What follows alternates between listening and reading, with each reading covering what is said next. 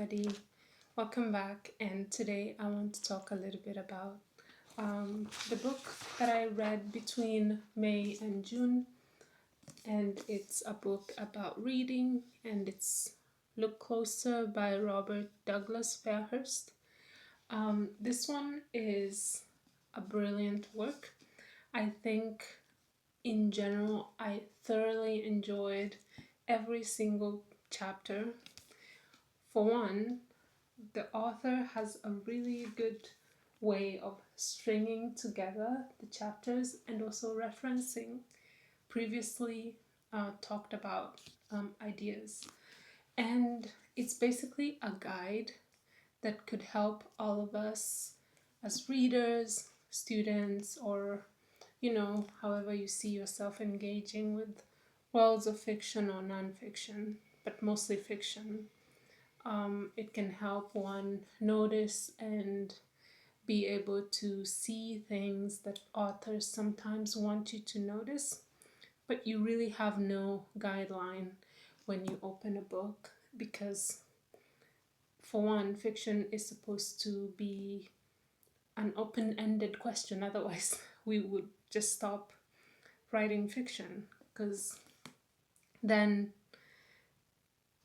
everything would have been answered already. There's so many books being published, because for one, nothing has really answered the question of why do we write fiction, or like why fiction exists. That's like, it exists because humans exist, and I think sometimes we lose track of why we read or how to read if we get too caught up in our own preferences of like genres and stuff.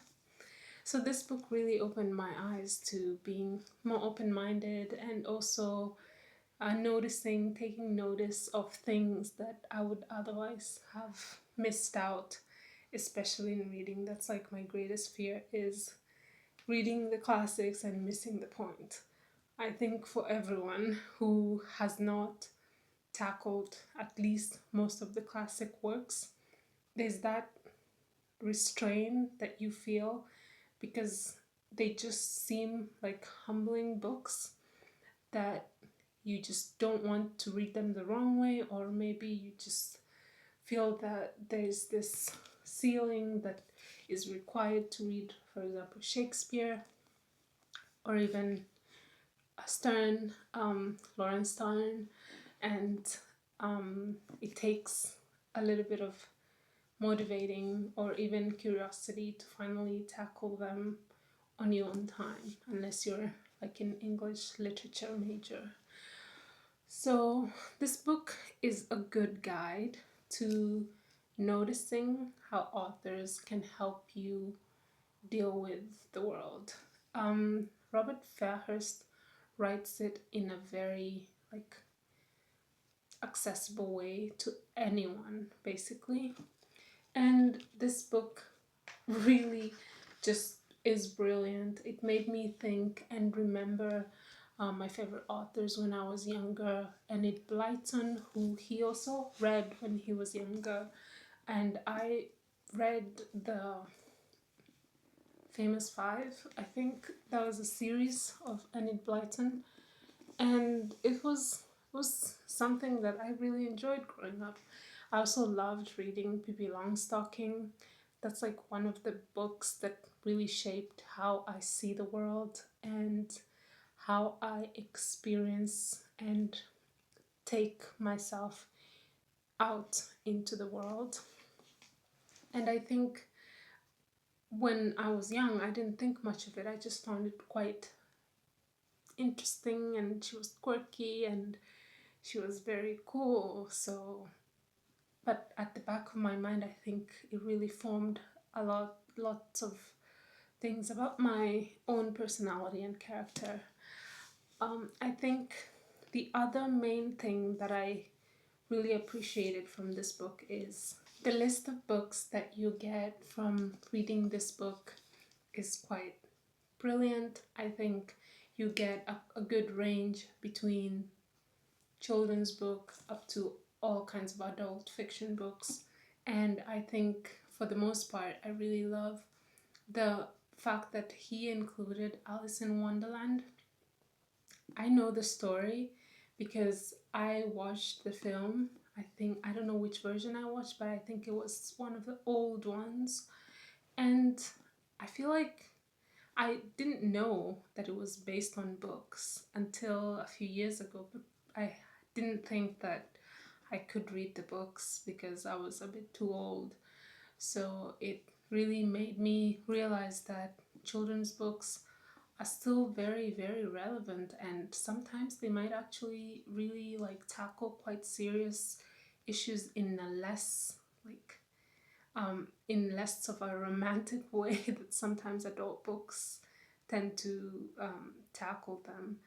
I think a lot of media that we watch has stripped down the key lessons and the original like horror in children's books to make it a bit more palatable to younger generations today, or even, you know, viewership. So in my opinion, I want to definitely go back to children's books and read them in the original so that I can sort of get the original versions. So Alice in Wonderland is definitely on my list of books that I need to read this year. I think the other thing that I really liked from this book is obviously the use of many kinds of works. So it ranges from children's books, adult fiction, classic works. George Orwell's 1984 is discussed. And you can also see that there's also poetry and some things I didn't know that, for example, you know, Dorothy Wordsworth, the sister of William Wordsworth, was very important to his writing of the poetry. So I digged up her works too, and it was quite intriguing to read her because she was very attentive to like nature and very precise in describing what she did during a walk, and less of a domestic describer. Like she never describes like, oh, I ate this. Maybe other ones of her journals, but the ones I read were mostly about noticing things outside and what she saw, like her eyes, her visual field of view on her walks. So I found that very, very interesting. So yeah, I think that's like, and another point is also to just read more science fiction. I think I'm quite, I'm a huge fan of this book. I will show you how much underlining I did. I don't know if you can see this. Okay, we need to make this thing stop. I think I have to flip it, so I'll just flip it. I think this is going to be my favorite reference book because I had Dennis Danaher's The Art of Reading, I think, but it's a bit more academic. In my opinion, it's less accessible to everyone unless you actually have knowledge of some of the literary concepts. So that's my flip through. So highly recommend this book. I got it in January, I think, this year, and I read it because there was a chapter on this that I really wanted to read, because I had DNF'd a book because I thought, well, that is really bad writing. It was a romantic sex scene, and I felt that the author is quite immature in the way that he described something, and I thought maybe I was the only one who felt that way. Obviously, you can actually write really bad sex scenes in books or romance scenes, and that sometimes is from maybe not being experienced as a writer in this category of human emotions and activity, but it can also be trying to be so restrainful that you end up sounding ridiculous because, well, you cannot be too restrained. And also, sometimes it's because authors really don't want their works to be categorized as pornographic, for example, which really makes it difficult for people who have tendencies to cover up their intentions with words if they are authors. Because I feel like, for example, I read Lolita and I thought that was brilliant. It was beautiful, it was not vulgar at all. It was definitely disturbing, but it was a brilliant work. So, I highly recommend this book. That's my long-winded talk on Look Closer by Robert Douglas-Fairhurst. I think everyone can enjoy this.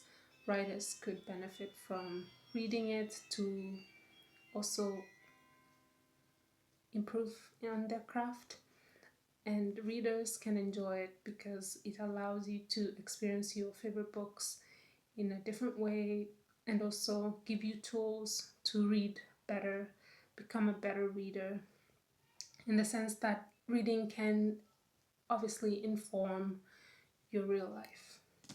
Thank you for watching, and I will see you in the next one. Bye bye.